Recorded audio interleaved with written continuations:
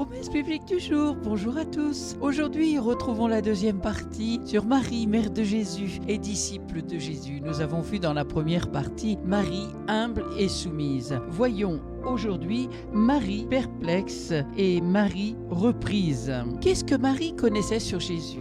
Elle savait que Jésus était fils de Dieu, dans Luc chapitre 1, verset 36. Le futur roi d'Israël, Luc chapitre 1, verset 31 à 32. Le Sauveur, la lumière pour éclairer les nations, dans Luc chapitre 2, verset 30. Donc, le Messie promis, le Christ. Mais comprenait-elle tout ce que cela voulait dire ? Pas vraiment. Lisons dans Luc chapitre 2, verset 19. Marie gardait toutes ces choses et les repassait dans son cœur. Luc chapitre 2, verset 33 à 35. Son père et sa mère étaient dans l'admiration des choses qu'on disait de lui. Siméon les bénit et dit à Marie, sa mère, « Voici, cet enfant est destiné à mener la chute et le relèvement de plusieurs en Israël, et à devenir un signe qui provoquera la contradiction, et à toi-même, une épée te transpercera l'âme, afin que les pensées de beaucoup de cœurs soient dévoilées. » Quand Jésus eut ses 12 ans, ses parents étaient allés à Jérusalem et étaient repartis sans remarquer que Jésus était resté dans le temple, écoutant et interrogeant les docteurs de la loi qui étaient fort frappés par son intelligence et ses réponses. Lisons ensemble Luc chapitre 2 versets 48 à 51. Quand ses parents le virent, ils furent saisis d'étonnement. Et sa mère lui dit, « Mon enfant, pourquoi as-tu agi de la sorte avec nous ? Voici, ton père et moi, nous te cherchions avec angoisse. » Il leur dit, « Pourquoi me cherchiez-vous ? Ne saviez-vous pas qu'il faut que je m'occupe des affaires de mon père ?» Mais ils ne comprirent pas ce qu'il leur disait. Puis il descendit avec eux pour aller à Nazareth et il leur était soumis.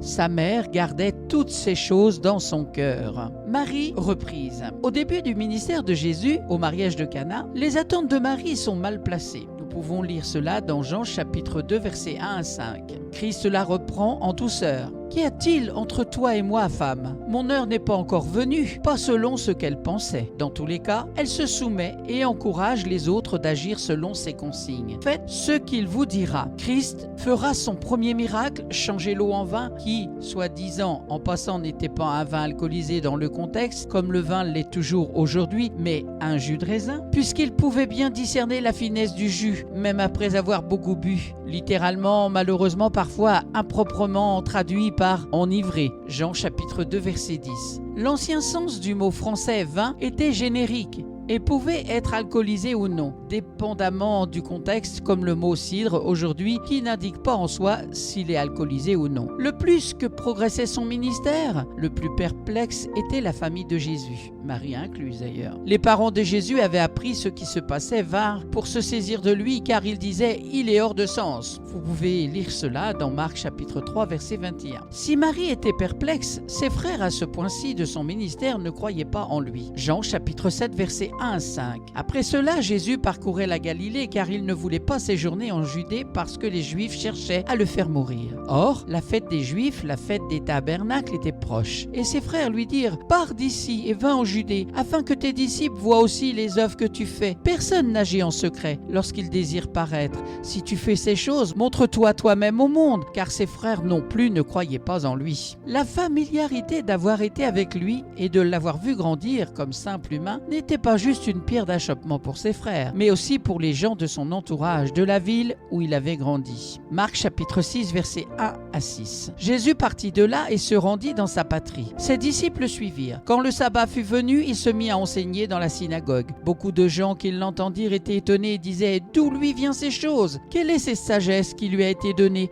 Et comment de tels miracles se font-ils par ses mains ? N'est-ce pas le charpentier, le fils de Marie, le frère de Jacques, de Jose, de Jude et de Simon, et ses sœurs ne sont-elles pas ici parmi nous ? » Et il était pour eux une occasion de chute. Mais Jésus leur dit, un prophète n'est méprisé que dans sa patrie, parmi ses parents et dans sa maison. Il ne put faire là aucun miracle, si ce n'est qu'il imposa les mains à quelques malades et les guérit. Et il s'étonnait de leur incrédulité. Jésus parcourait les villages d'alentour en enseignant. on s'aperçoit qu'une nouvelle relation était nécessaire. Christ lui-même a signalé ce besoin d'une nouvelle relation. Nous verrons cela dans la troisième partie de Marie, mère de Jésus et disciple de Jésus. Nous avons vu aujourd'hui Marie perplexe et Marie reprise et nous verrons la suite la prochaine fois. Je vous souhaite bon courage, méditez la parole de Dieu, vérifiez tout ce que je vous dis, ce qui est écrit dans la parole de Dieu. C'est important, surtout dans les temps où nous sommes. Je vous souhaite bon courage. Je vous dis